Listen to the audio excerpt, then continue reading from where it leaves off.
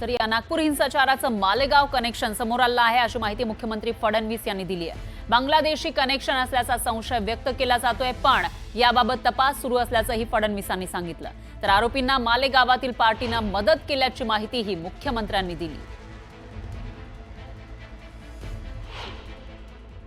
अलग अलग प्रकार के पोस्ट करते हैं, उनमें से कुछ लोगों के पोस्ट में कुछ ऐसी चीजें भी दिखाई पड़ी है कि जो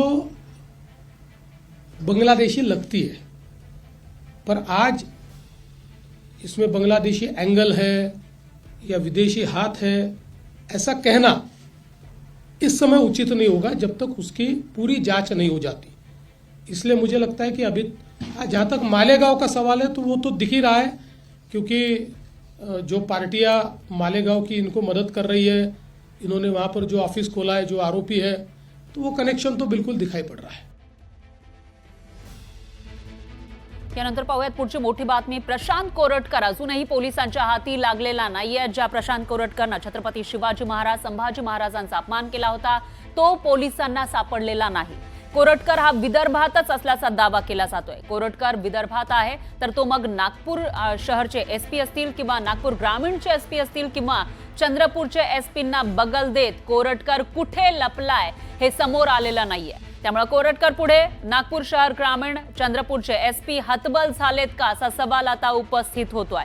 कोरटकर प्रशांत कोरटकर ज्याने वक्तव्य केलं होतं, धमकी दिलेली होती एका इतिहासकाराला आणि तो मागील महिनाभरापासून म्हणता येईल पोलिसांच्या हातावर तुरी देऊन फिरताना दिसतोय, मात्र पोलीस त्याला काही पकडत नाहीये की तो पोलिसांना सापडत नाही असा सवाल या ठिकाणी उपस्थित होतोय।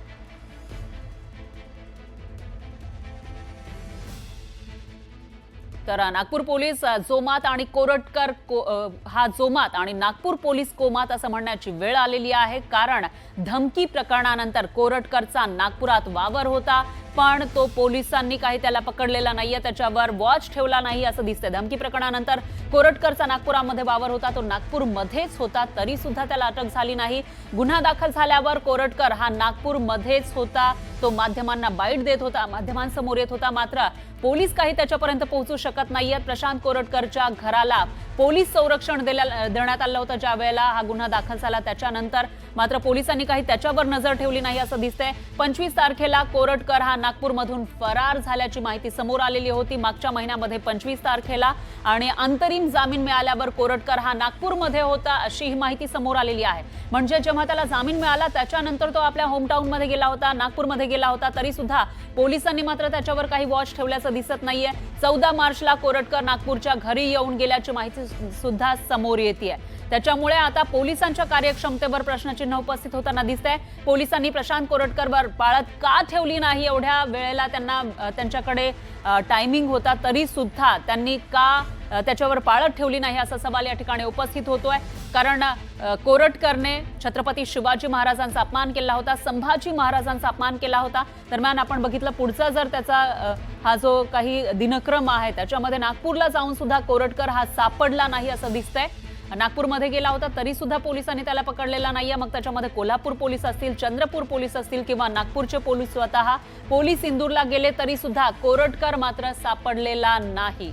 त्याच्यामुळे आता हा कोरटकर नेमका का सापडत नाही असा सवाल उपस्थित होतोय। अंतरिम जामीन रद्द होताच कोरटकर हा पुन्हा नागपूरमध्ये आलेला होता, त्याच्यानंतर सुद्धा त्याला पकडलेला नाहीये। तर पोलिसांनी प्रशांत कोरटकरवर पाळत का ठेवली नाही असा सवाल यामुळे उपस्थित होतोय। त्याला जामीन मिळालेला होता, जामीन रद्द झाला होता, त्याला दिलासा मिळाला नाही, तरी सुद्धा पोलीस त्याला पकडण्यामध्ये अपयशी का ठरतायत असा एक मोठा सवाल या ठिकाणी उपस्थित होतोय।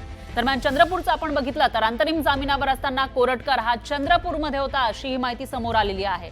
याचाच अर्थ 13 आणि 14 मार्चला चंद्रपूरमधून हॉटेलमध्ये तो मुक्कामी असल्याची माहिती समोर आलेली आहे। चंद्रपूरमध्ये तो होता तरी सुद्धा तो पकडला गेलेला नाही, आणि त्याच्यामध्ये आपण पुढे बघितलं तो कुठे कुठे गेला, कशा पद्धतीने गेला हे सगळं बघितलं तर आपल्या लक्षात येईल की पोलीस त्याला सहजपणे पकडू शकले असते किंवा ॲटलिस्ट त्याच्यावर पाळत तरी ठेवू शकले असते, मात्र यापैकी काहीही पोलिसांनी केलेलं दिसत नाही। आणि आता आपण बघितलं तर तो मात्र पोलिसांच्या हाती लागलेला नाहीये आणि तो फरार असल्याचं दिसतंय।